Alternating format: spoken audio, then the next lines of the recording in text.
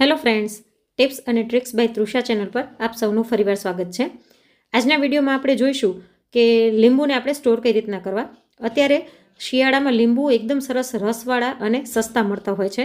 તો આજે આપણે આ લીંબુનો પાવડર બનાવીશું, જેને તમે સ્ટોર કરી અને આખું વર્ષ સાચવીને રાખી શકો છો.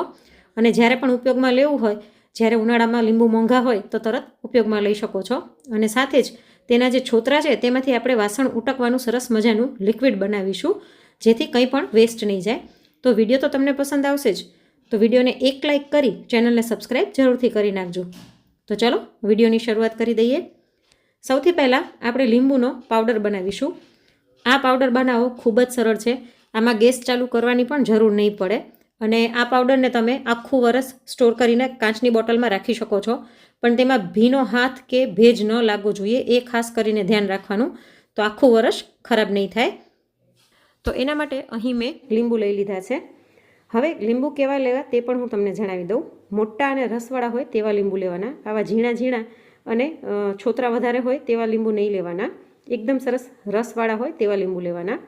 હવે લીંબુને આપણે પહેલાં હાથેથી સહેજ મસળી લઈશું, એટલે અંદરથી રસ એકદમ સરસ નીકળી જાય. આ પ્રીમિક્સ છે તે બનાવવો ખૂબ જ સરળ છે અને તમે આખું વરસ એને સ્ટોર કરીને રાખી શકો છો. અને સાવ નાની ઉંમરના બાળકો પણ આરામથી લીંબુ શરબત બનાવી શકશે, એટલી સરળ રીત છે.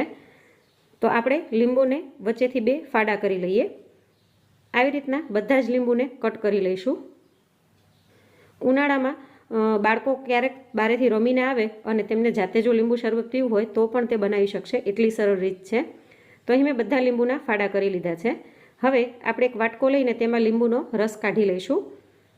તમારી પાસે જો આવી રીતના લીંબુનું રસ નીચવવાનું મશીન ન હોય તો ગળણીમાં તમે રાખીને ગાળી શકો છો, જેથી તેના છોતરા અને બી કંઈ પણ અંદર ન આવે.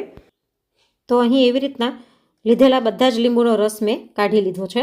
હવે આપણે કપના માપથી જોઈએ તો લગભગ 2/3 કપ જે છે તે આખો ભરાઈ ગયો છે. તમે ઘરમાં રહેલી કોઈ પણ વાટકીનું માપ સેટ કરી શકો છો. આ માપ એટલા માટે જરૂરી છે કેમ કે આપણે તેનાથી 4 ગણી સાકર લેવાની છે, એટલે હું માપ બતાવી રહી છું. તો આને આપણે એક પોળા વાસણમાં કે પોળી થાળીમાં નાખી દઈશું. અને જે કપ કે જે વાટકીના માપથી તમે લીંબુનો રસ લીધો હોય તે જ કપ અથવા તો વાટકીના માપથી 4 ગણી સાકર લેવાની છે. તમે ખાંડ પણ લઈ શકો છો, પણ ખાંડ કરતાં સાકર વધારે ઠંડક આપે છે અને ખાવામાં પણ વધુ સારી, એટલે અહીં હું સાકર લઈ રહી છું. તો આપણે 4 કપ જેટલી સાકર નાખી દઈશું અને આને આપણે આમ જ રહેવા દેવાની છે. તમને એમ થતું હશે કે આટલી બધી સાકરથી બહુ જ ગળ્યું થઈ જશે, પણ જરાય નહીં થાય, એક્ઝેક્ટ માપે થશે, કેમ કે લીંબુના રસની ખટાશ ખૂબ જ વધારે હોય છે. તો અહીં મેં 4 કપ સાકર નાખી દીધી છે. આને આપણે લીંબુના રસમાં સહેજ આવી રીતે હલાવીને મિક્સ કરી લઈશું. બહુ ચમચીની મદદથી આપણે એકદમ હલાવવાનું નથી, નહીંતર સાકરનું પાણી થવા લાગશે. ખાલી બધી સાકર રસમાં ડૂબી જાય એવી રીતના આપણે હલાવી લઈશું. આમાં ધ્યાન ફક્ત એ જ રાખવાનું છે કે આને તડકે મૂકતા નહીં. જો તડકે મૂકશો તો બધું જ ઓગળીને લિક્વિડ થઈ જશે બધું. એટલે આને પંખા નીચે અથવા તો છાયામાં જ્યાં પવન આવતો હોય એવી જગ્યાએ આપણે આને રાખી મૂકવાનું છે. તો લગભગ 36 કલાક જેવું થયું છે. મેં જ્યારે લીંબુના રસમાં સાકર નાખી સાંજે મેં કર્યું હતું, રાત્રે સૂતી વખતે, તો એ રાત આખી મેં રહેવા દીધી પંખા નીચે. બીજે દિવસે એમનેમ રહેવા દીધું અને એ રાત પણ આખી રાત પંખા નીચે રાખ્યું હતું. અને એના પછીના દિવસે હું તમને બપોરે બતાવી રહી છું, એટલે લગભગ 36 કલાક જેવું થઈ ગયું છે. અને તમે જોઈ શકો છો કે એકદમ ઘાટો રસો થઈ ગયો છે. તો એક વખત આપણે આને હલાવી લઈશું. આખા દિવસમાં 1 થી 2 વખત આને તમારે હલાવી લેવાનું, નહીતર પછી એટલી જામી જશે સાકર કે તમે ચમચીની મદદથી એને હલાવી પણ નહીં શકો. ધીમે ધીમે લીંબુનો રસ છે તે સાકર બધો શોષી લેશે અને એકદમ ડ્રાય થઈ જશે. તો આવી રીતના હલાવીને ફરીવાર આપણે પોળી કરીને પંખા નીચે રાખી દઈશું. લગભગ 4 દિવસમાં એકદમ સરસ સાકર ડ્રાય થઈ જશે. તો ફરી હું 2 રાત આને રહેવા દઈશ. તો જો ટોટલ 4 રાત મેં આને પંખા નીચે રાખી હતી અને બાકી દિવસના એમ જ તમે ગમે ત્યાં રાખી શકો છો. પંખા નીચે પણ રાખી શકો છો અને એમનેમ પણ રાખી શકો છો. તો જો તમે જોઈ શકો છો કે 4 રાત પંખા નીચે રાખ્યા પછી સાકર એકદમ સરસ ડ્રાય થઈ ગઈ છે. વચ્ચે વચ્ચે હલાવતા જરૂર રહેવાનું, કેમ કે જો તમે એમનેમ 4 દિવસ મૂકી જ દેશો, જરાય અડશો નહીં, તો સાકર થાળીમાં એટલી બધી ચોંટીને જામી જશે કે છેલ્લે તમે એને ઉખેડી પણ નહીં શકો. એટલે વચ્ચે વચ્ચે ચમચીથી હલાવતા રહેવું જરૂરી છે. તો જો એકદમ સરસ આપણી સાકર ડ્રાય થઈ ગઈ છે, જરાય હાથ આપણા ભીના નથી થતા. અને આ સાકરને તમે ટેસ્ટ કરશો તો સરસ ખટમીઠો ટેસ્ટ આવશે. લીંબુનો રસ બધો ચૂસાઈ ગયો છે. તો હવે આપણે આ સાકરને એક મિક્સર જારની અંદર નાખી દઈએ અને હવે આને ગ્રાઇન્ડ કરી લઈએ. આમાં એક જ વસ્તુનું તમારે ધ્યાન રાખવાનું છે કે ભીનો હાથ કે ભીની ચમચી ન અડવી જોઈએ. તો ફ્રીજ વગર પણ તમે આને આખું વરસ સ્ટોર કરી શકશો. તો જો અહીં મેં આને ગ્રાઇન્ડ કરી લીધું છે. તો એકદમ સરસ આપણો સાકર અને લીંબુનો પાવડર બનીને તૈયાર થઈ ગયો છે. હવે આની અંદર આપણે 2 ચમચી જેટલું સિંધવ મીઠું નાખી દઈશું. સિંધવ મીઠું એટલા માટે નાખું છું કે વ્રત કે ઉપવાસમાં જો તમારે લીંબુ શરબત પીવું હોય તો પણ તમે પી શકો. તો ફરીવાર આને ગ્રાઇન્ડ કરી લઈએ. તો આપણો લીંબુનો પાવડર બનીને તૈયાર થઈ ગયો છે. આના આપણે લીંબુ શરબત તો બનાવી જ શકીએ છીએ, પણ તે સિવાય આપણે દાળ શાકમાં પણ આનો ઉપયોગ કરી શકીએ છીએ.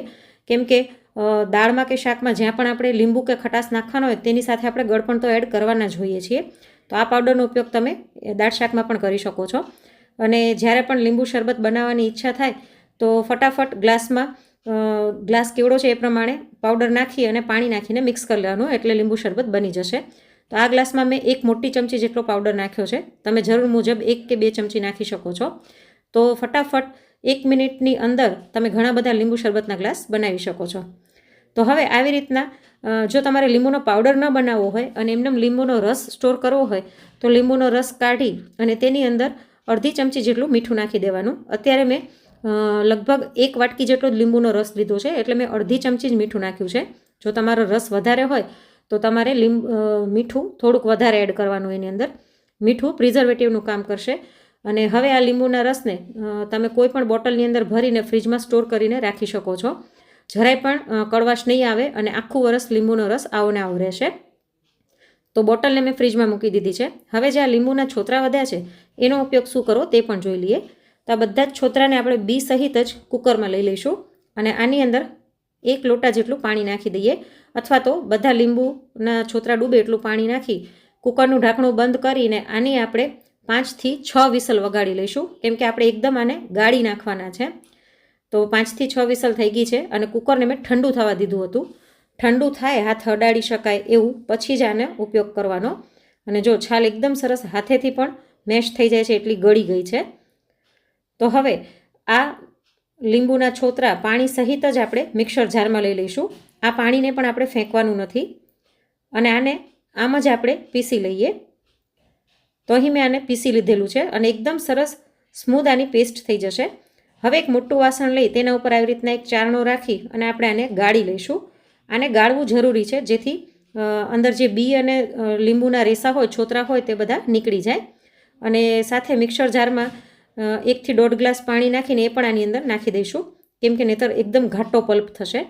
તો આવી રીતના આને આપણે ગાળીને કાઢી લઈશું. તો જો ખૂબ જ ઓછો વેસ્ટેજ નીકળ્યો છે, લગભગ 2 ચમચી જેટલું જ વેસ્ટ નીકળ્યું છે. તો આવી રીતના તમે લીંબુના ફોતરા અથવા તો છોતરાનો પણ ઉપયોગ કરી શકો છો. જો એકદમ સરસ ઘાટો પલ્પ બન્યો છે અને એકદમ સ્મૂધ પલ્પ બનીને તૈયાર થયો છે. તો હવે આની અંદર આપણે વાસણ ઉટકવાનું લિક્વિડ જે પણ હોય તમારા ઘરમાં એ અંદર એડ કરવાનું છે.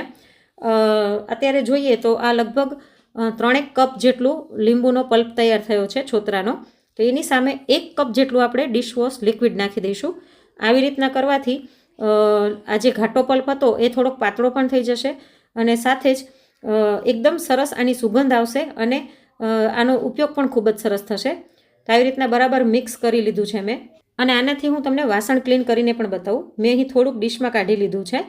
જરાક જ આપણે આમાં પોતું બોળશું ને તો એ બધા વાસણ ઉટકાઈ જશે, સુગંધ પણ સરસ આવશે અને સાથે સાથે લીંબુની ખટાશના કારણે બેક્ટેરિયા જે હોય એ બધા મરી જશે અને વાસણ એકદમ સરસ ચોખ્ખા થઈ જશે, જરાય ચીકાશ નહીં રહે. તમને ખબર હોય તો આપણા દાદી નાની આંબલીના પાણીથી અથવા તો ખટાશથી વાસણ ઉટકતા હતા. તો આ લિક્વિડને આપણે એક બોટલમાં ભરી લઈએ. આ વાસણ ઉટકવાનું લિક્વિડ ખાલી થયું છે એ જ બોટલ છે. તો લગભગ 1.5 બોટલ ભરાય એટલું આપણું લિક્વિડ બનીને તૈયાર થઈ ગયું છે.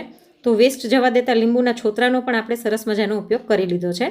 તો આજનો વિડીયો તમને કેવો લાગ્યો તે મને કોમેન્ટમાં જરૂરથી જણાવજો અને જો વિડીયો ગમ્યો હોય તો લાઈક કરીને વધુમાં વધુ શેર પણ કરજો.